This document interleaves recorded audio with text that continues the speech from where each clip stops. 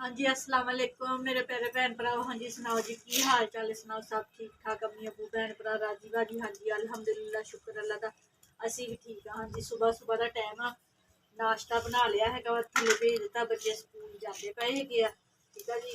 ते अखा मेरिया बड़िया पानी निकलता पाया वा सुबह सुबह की धुप आ ना जी अखा पैन डई आ अखा दुखन डईया मेरिया। ए मैं अपने बच्चों वास्ते बना लगी है खीर। अज मेरे बच्चों ने आ जाना है वा ठीक है जी।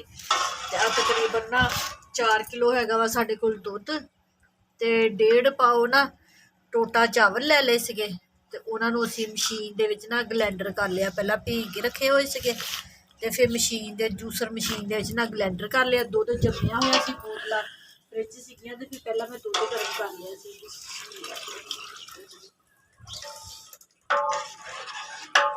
ठंडे दुध दे विच चावल पाईदे है ते जे गर्म करके दुध च पावो ना चावल ते फिर ना दलियां बन जांदियां वा चावलां दियां।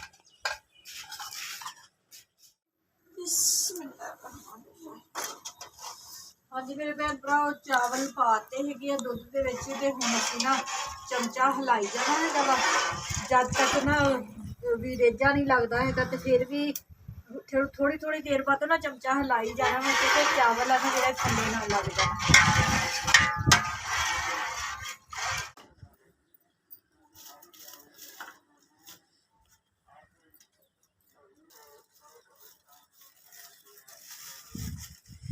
हाँ जी मेरे भैन भराओ खीर साडी माशाल्लाह गाढ़ी हुंदी पई है ठीक है जी।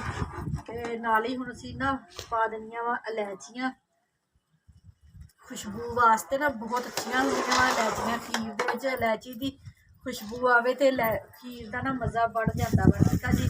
एक हुण सीक्रेट है तुहानूं मैं दस्सण लगी है अगर खालस दुध ना मिले ठीक है जी ते खीर नूं गाढ़ा ते मज़ेदार खोए वर्गा बनाने का तरीका ठीक है जी।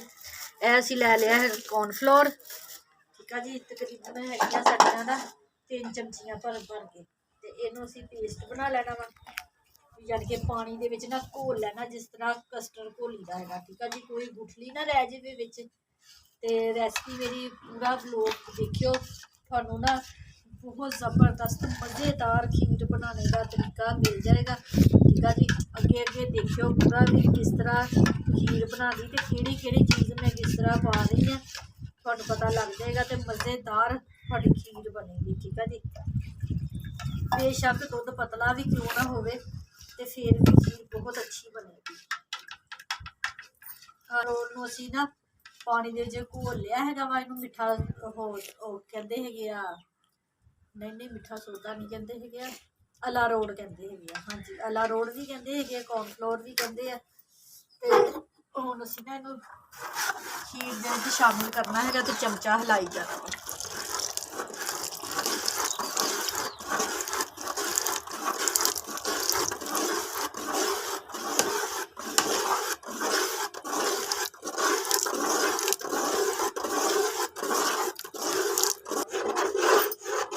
चमचा तेजी के नाल घुमाई जाना है वा ठीक है जी। चमचे नूं ढिला हथ नहीं छड्डना है नहीं तो गुठलियां भी बन सकदियां ठीक है जी।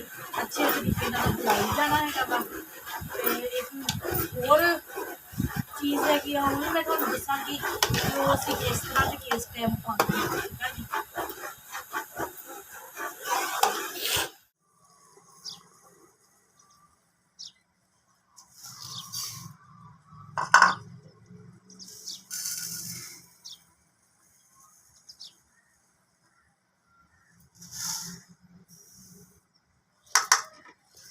हाँ जी मेरे भैन भराओ असल टिप आ ना जी हूँ थोड़े नाल मैं शेयर करन लगी हुई ठीक है जी। जिस तरह खोया नहीं बनता है खोए तरह जायका खीर का आएगा तो खीर तकरीबन साड़ी ना अध तो ज़्यादा पक गई है तो हूँ असीं ना पतीला ला लीए थल्ले क्योंकि साडे गैस नहीं ना है इस वे ना गैस होवे तो बंदा दूसरे चूल्हे ते बना लेंदा है वा। हुण पतीला सानूं थल्ले लाना पिया वा डक विच सुट्टी होर ते हाँ जी विच पा लीए थोड़ा जिहा पानी ठीक है जी। पानी पा लिया वा ਤੇ ਹੁਣ ਅਸੀਂ ਨਾ ਇਹਨੂੰ ਉੱਪਰ ਰੱਖਣਾ ਹੈਗਾ ਵਾ ਚੁੱਲ੍ਹੇ।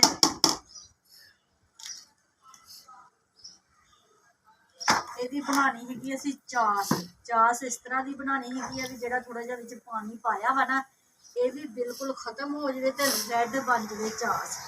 ਠੀਕ ਆ ਜੀ, ਦੇਖਣੀ ਆ ਰੈਸਪੀ ਪੂਰੀ, ਤੁਹਾਨੂੰ ਪਤਾ ਲੱਗ ਜਾਏ।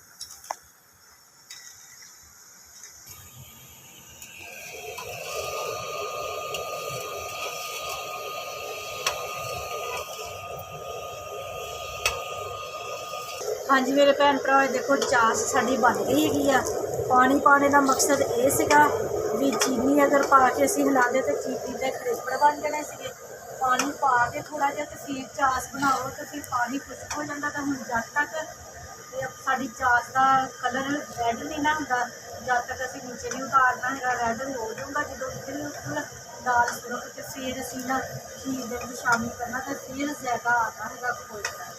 ਜਿਸ ਤਰ੍ਹਾਂ ਕੁਲਫੀ ਨਹੀਂ ਖਾਈ ਦੀ ਹੈਗੀ ਆਪਾਂ, ਤੇ ਕੁਲਫੀ ਨੂੰ ਕਿੰਨਾ ਸੋਹਣਾ ਜ਼ਾਇਕਾ ਆਉਂਦਾ ਹੈਗਾ, ਉਸੇ ਤਰ੍ਹਾਂ ਫਿਰ ਖੀਰ 'ਚ ਜ਼ਾਇਕਾ ਆਏਗਾ। ਕਲਰ ਬਦਲਦਾ ਪਿਆ ਨਾ, ਰੈੱਡ ਹੋ ਗਿਆ ਵਾ ਤੇ ਥੋੜ੍ਹਾ ਹੋਰ ਹੋ ਜਾਵੇ ਰੈੱਡ ਤੇ ਫਿਰ ਉਤਾਰ। ਹਾਂਜੀ ਮੇਰੇ ਭੈਣ ਭਰਾ, ਦੇਖੋ ਸਾਡੀ ਚਾਸ ਬਣ ਗਈ ਹੈਗੀ ਆ। ਠੀਕ ਆ ਜੀ, ਬਿਲਕੁਲ ਰੈੱਡ ਹੋ ਗਈ ਹੈ ਤੇ ਖੁਸ਼ਬੂ ਆ ਰਹੀ ਹੈ ਚੀਜ਼ ਦੀ। ਤੇ ਹੁਣ ਅਸੀਂ ਨਾ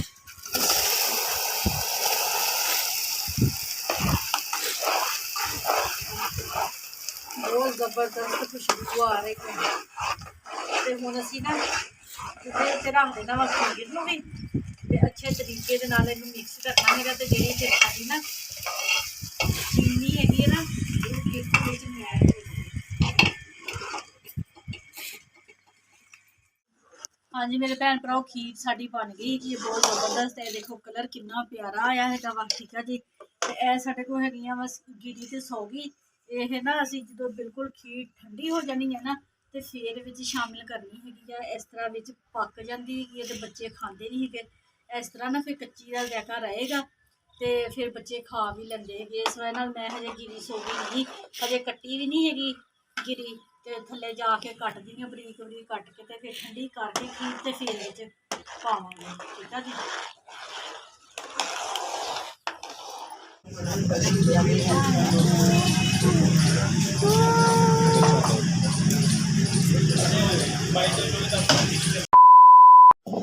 ਹਾਂਜੀ ਮੇਰੇ ਭੈਣ ਭਰਾਓ, ਹੁਣ ਅਸੀਂ ਬਣਾਉਣ ਲੱਗੇ ਹੈਗੇ ਕੱਟੇ ਦਾ ਗੋਸ਼ਤ। ਠੀਕ ਆ ਜੀ, ਪਿਆਜ਼ ਤੇ ਮਸਾਲਾ ਸਾਰਾ ਬਣਾ ਲਿਆ ਹੋਇਆ ਵਾ।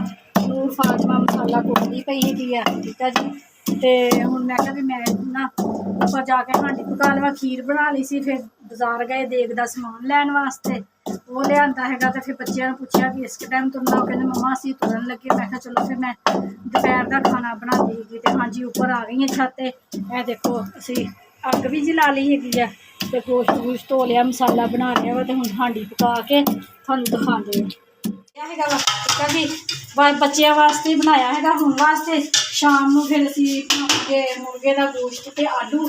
ਸ਼ਾਮਾਂ ਤਾਂ ਖੈਰ ਨਾ ਹੋ ਗਈਆਂ, 4 ਵਜੇ 'ਚ 10 ਮਿੰਟ ਰਹਿ ਗਏ ਹੈਗੇ ਆ। ਤੇ ਬੱਚੇ ਬਸ ਆਣੇ ਵਾਲੇ ਹੀ ਹੈਗੇ, ਉਹਨਾਂ ਨੂੰ ਰੋਟੀ ਰੂਟੀ ਖਿਲਾ ਕੇ ਫਿਰ ਕੱਪੜੇ ਮੈਂ ਵੀ ਚੇਂਜ ਕਰਦੀ। ਨਹਾਉਂਦੀ, ਪਸੀਨਾ ਬਹੁਤ ਜ਼ਿਆਦਾ ਆਇਆ ਹੋਇਆ ਵਾ ਤੇ ਫਿਰ ਜਾਂਦੇ ਆ ਉੱਪਰ ਦੁਬਾਰਾ ਸ਼ਾਮ ਦੀ ਸਾਡੀ ਰੋਟੀ ਕਰਨ ਵਾਸਤੇ। ਬੱਚੇ ਬੋਤਲ ਪਾਓ ਹੋਰ। 2000 years later. ਹਾਂਜੀ ਮੇਰੇ ਭੈਣ ਭਰਾ, ਮਾਸ਼ਾਅੱਲਾ ਬੱਚੇ ਸਾਡੇ ਆ ਗਏ ਹੈਗੇ ਥੱਲੇ, ਰੋਟੀ ਰੂਟੀ ਖਾਂਦੇ ਪਏ ਆ। ਠੀਕ ਆ ਜੀ, ਤੇ ਮੈਂ ਹੁਣ ਸ਼ਾਮ ਦੀ ਤਿਆਰੀ ਕਰਦੀ ਪਈ ਹਾਂ। ਮੈਂ ਕਿਹਾ ਸ਼ਾਮ ਦਾ ਨਾ ਹਾਂਡੀ ਹੁੰਡੀ ਟਾਈਮ ਨਾਲ ਪਕਾ ਲਵਾਂ ਤੇ ਹਨੇਰਾ ਹੋ ਜਾਣਾ ਹੈਗਾ। ਤਕਰੀਬਨ ਹੁਣ 5 ਵੱਜ ਗਏ ਹੈ ਨਾ, ਮੈਨੂੰ 5 ਵੱਜ ਗਏ ਹੈਗੇ ਆ ਤੇ ਮੇਰਾ ਟਾਈਮ ਹਾਂਡੀ ਰੋਟੀ ਦਾ ਹੋ ਗਿਆ ਵਾ। ਤੇ ਫਟਾਫਟ ਹਾਂਡੀ ਰੋਟੀ ਪਕਾ ਲਈਏ। ਹਾਂਜੀ ਮੇਰੇ ਭੈਣ ਭਰਾਓ, ਸਾਡਾ ਗੋਸ਼ਤ ਦੇਖ ਲਓ ਬਣ ਕੇ ਤਿਆਰ ਹੋ ਗਿਆ ਵਾ। ਜ਼ਬਰਦਸਤ ਮਜ਼ੇਦਾਰ ਬਣਿਆ ਹੈਗਾ ਵਾ।